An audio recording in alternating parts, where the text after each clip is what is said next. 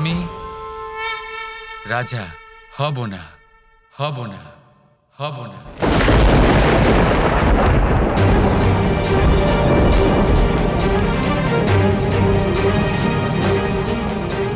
কিন্তু কেন কৃষ্ণ?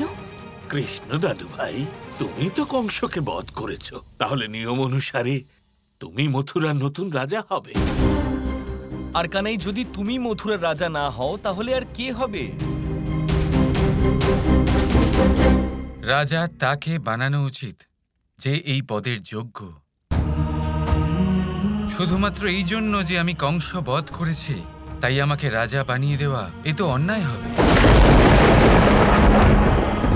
যদি এখানে এই সিংহাসনের জন্য সবচেয়ে অধিক যোগ্য কেউ থাকেন তাহলে তা আমি নই,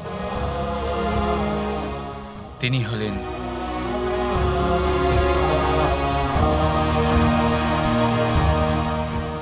মহারাজ উগ্রসেন, আমার প্রিয় দাদু।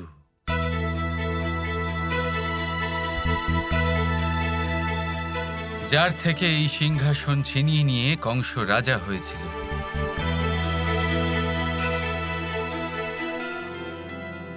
আমার বিচারে এই সিংহাসন পুনরায় দাদুকে ফিরিয়ে দেওয়াই ধর্ম হবে। দাদু, আপনি কি আপনার নাতিকে ধর্ম পালন করা থেকে বঞ্চিত করবেন? আপনার নাতির আপনার কাছে এই অনুরোধ, এই সিংহাসন আপনারই, আপনি একে গ্রহণ করুন।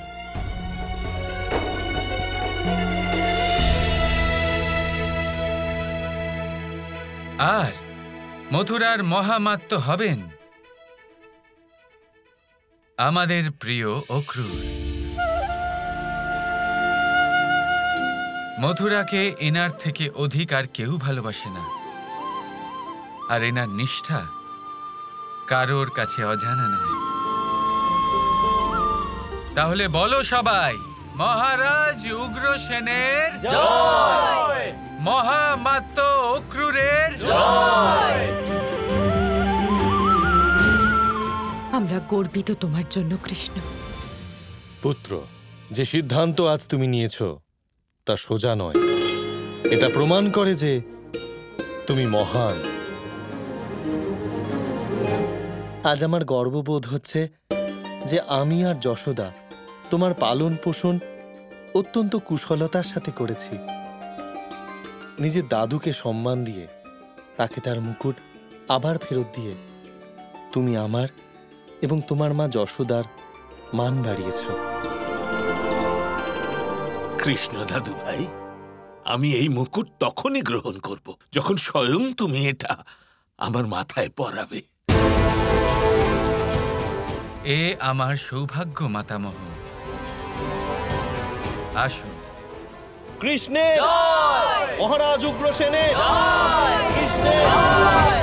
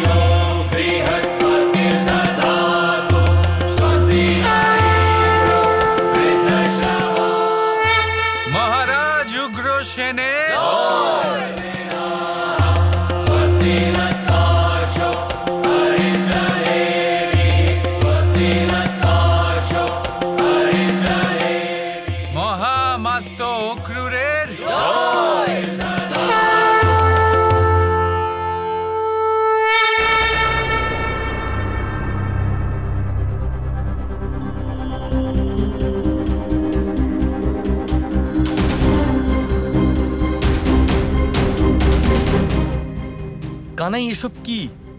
কংসের মতো এক মহাপাপীকে বধ করার পরেও তুমি রাজা হতে কেন রাজি হলে না? কারণ আমার জীবন, এই জীবনের উদ্দেশ্য এই সংসারকে প্রেম শেখানো, কোনো রাজা হওয়া নয়। আমার অবতার কর্ম এই সংসারে ধর্মের পুনঃস্থাপন করা, রাজভোগ নয়। তাহলে এখন এই অবতার কার্য আমাদের কোথায় নিয়ে যাবে কানাই? এক নতুন অধ্যায়ের দিকে, আরো এক অসম্ভব কার্যের দিকে দাদা।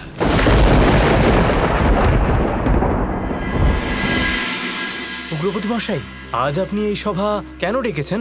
দেখুন, আমরা সবাই জানি যে মহারাজ কংস আয়ানকে প্রধান করেছিলেন, আর এখন মহারাজ কংস মারা গেছেন। আর সমস্ত গ্রামের সামনে কুটিলা আর রাধার মধ্যে যে প্রতিদ্বন্দ্বিতা হয়েছিল সেই অনুযায়ী স্থায়ীভাবে রাধাই বর্ষণার প্রধান। আর আজ একাদশীর শুভ তিথিতে আমরা সমস্ত বর্ষণাবাসী রাধাকে প্রধান রূপে বরণ করব।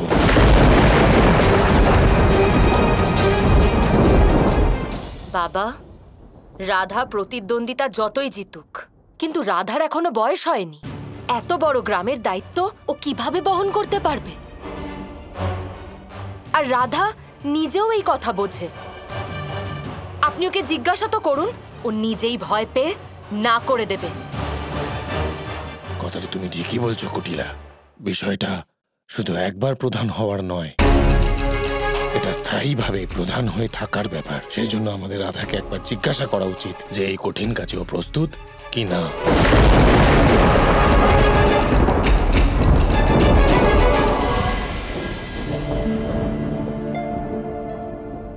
রাধা,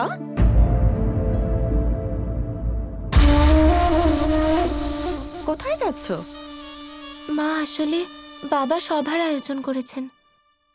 ও, সভা। তুমি নিশ্চয়ই জানো সভা কেন ডাকা হয়েছে না? তুমি প্রতিদ্বন্দ্বিতা জিতেছ না, তাই তোমাকে বর্ষণার প্রধান বানানো হবে চিরকালের জন্য। আচ্ছা। কিন্তু রাধা, তুমি জানো তাই না, আয়ান তোমার স্বামী কবে থেকে এই স্বপ্ন দেখছে প্রধান হওয়ার, জানো না? আর ওর স্ত্রী হওয়ার দরুন সেটা তোমার ধর্ম আর কর্তব্য, আর তুমি নিজের স্বামীর স্বপ্ন পূরণ করবে। যদি তুমি এরকম না করো রাধা, তাহলে পতি ধর্ম আর কর্তব্য থেকে বিমুখ হওয়ার দরুন মহা পাপের ভাগীদার তো হবেই, আর তার উপর নিজের মা বাবার মুখে কালি লাগিয়ে দেবে, যা তুমি কখনোই চাও না, তাই না? তাহলে যাও রাধা, গিয়ে সবার সামনে বলে দাও যে বর্ষণার প্রধান আমার পুত্র আয়ান হবে চিরকালের জন্য। না মা, প্রথম কথা তো এটা যে আপনি আমার থেকে বড় আর সব বোঝেনও, কিন্তু এই সময় পুত্রমোহর জন্য আপনি ধর্ম ও কর্তব্যের মূল পরিভাষা বুঝতেই পারছেন না মা। যদি প্রধান হওয়া আয়ানের স্বপ্ন হয়, তাহলে তা পূরণ করার জন্য ওর কঠিন পরিশ্রম দ্বারা নিজের কর্তব্য, নিজের সামর্থ্য প্রমাণ করা উচিত। আয়ান স্বার্থ ও লোভের দ্বারা আচ্ছন্ন, ও নিজেকে অন্যের চেয়ে বড় ভাবে। শুধু তাই নয়, আয়ান অহংকার ও ক্রোধের দ্বারাও আচ্ছন্ন। ওর মধ্যে শক্তি ও ক্ষমতার লোভ আছে। আর এমন ব্যক্তি কখনো অন্যের নেতৃত্ব করতে পারবে না মা। রাধা,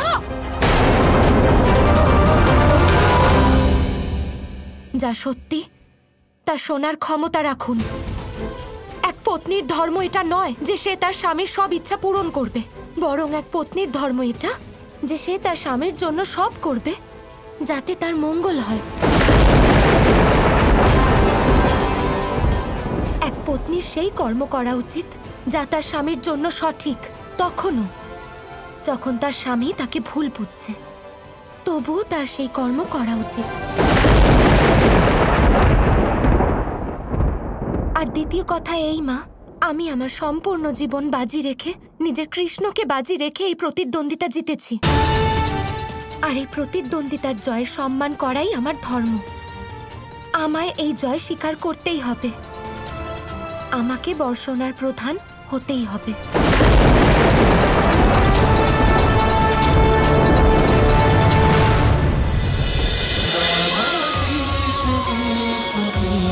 কৃষ্ণ